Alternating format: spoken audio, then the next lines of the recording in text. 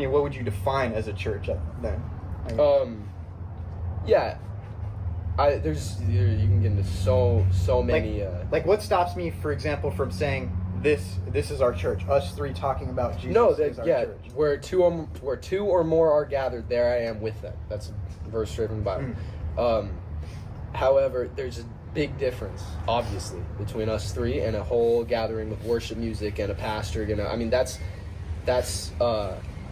you could call them both church, but I think that there's so many benefits from going straight to every Sunday, building habits, building habits that are deeply ingrained with your faith, like going to church, listening to a word from a pastor. I mean, that's something you're not going to get here. Worshiping with everybody, that's something you're not going to get with just three of us.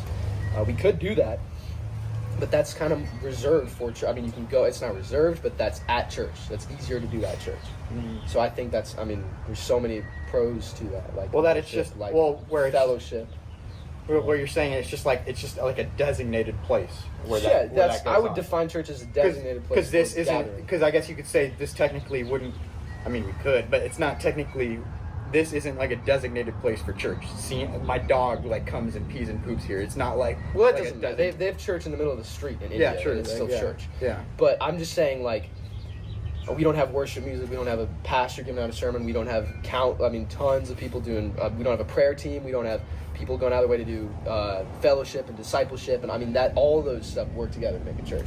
And it's, I mean, two or more, yes, but I think you need community, which, you know, churches vary in size and numbers often get in the way of pastors. But I think a lot of people it's helpful. I guess the difficult thing becomes then, that there's no, I guess you could say there's a general idea of what a church is, but there's probably no specific guideline. Would you agree with that?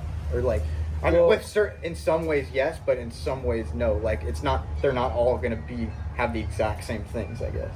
I don't know. Because a church could be down the street, Arbor Road, where you go into a cathedral and you go into a sanctuary and you worship and you listen to pastor. Or it could be in the middle of the road in India with no building. They're just gathered in a circle talking about Jesus. I mean, those are two very different things, but I would both call them church.